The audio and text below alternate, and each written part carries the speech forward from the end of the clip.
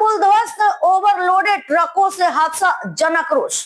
18 जून सिलचर का लाइन मार्ग पर भांगार पार स्थित हरांग नदी पर बना पुल मंगलवार रात 2 ओवरलोडेड ट्रकों के चलते ध्वस्त हो गया। सरकार की 40 टन की सीमा के बावजूद सिंडिकेट के दबाव में हर रात 70-80 टन भार के सैकड़ों ट्रक पार हो रहे थे। पुल गिरने से यातायात पूरी तरह से बंद है। वैकल्पिक रास्ता बेहद खराब और असुरक्षित है। स्थानीय लोगों ने प्रशासन की लापरवाही पर नाराजगी जताते हुए दोषियों के खिलाफ कड़ी कार्रवाई की मांग की है।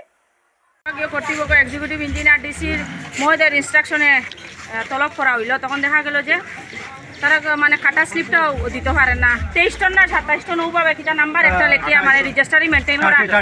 আর আমরা এক গাওয়ালি ভাষায় মাত আছে না, চোখে দেখলে মুখে খায়, চোখ দিয়ে দেখা যায় 23 টন না 27 টন। ই গাড়ি নাম্বারও নাই, ফেসিস নাম্বারও দিতে পারে না, ইঞ্জিন নাম্বারও নাই, যেটা তারা নিয়মে প্রটোকলে যেটা কয়। এটাও বোঝা গেল যে গাড়ি সিন্ডিকেটে গাড়ি কীভাবে পাস ওর, বিশেষ করে বাঙ্গারপাড় মানে আউটপোস্ট থাকি, যেহেতু তখন সঙ্গে সঙ্গে ডিসি মহোদয়ের একটা কথা আমি ধন্যবাদ জানাই যে লিখিতভাবে এফআইআর হয়েছে, ইনভেস্টিগেশন হইব, এটা শিওর, এবং আমরা ইনভেস্টিগেশন লাগে।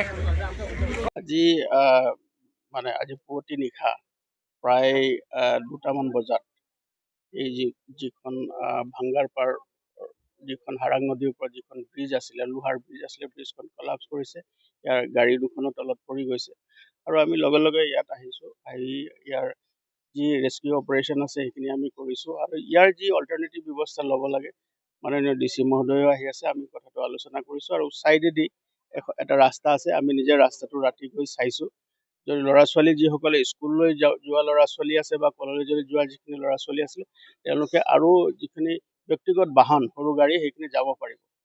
গতিকে এই যিখন ব্ৰিজ এতিয়া ইয়াত কলাপছ হৈ গৈছে, পৰি গৈছে, গতিকে ইয়াৰ যিটো ব্যৱস্থা আছে যাতে ইয়াত কোনো ধৰণৰ অসুবিধা নহয়, মানে এতিয়াতো ৰাস্তাটো সম্পূৰ্ণৰূপে বন্ধ হৈ গৈছে আৰু সেইকাৰণে আমি ইয়াত ব্যৱস্থা গ্ৰহণ কৰিছোঁ। তাৰ লগত ডিচি মহোদয়ো আহি আছে, আমি গোটেইটো আলোচনা কৰি তাৰ কাৰণে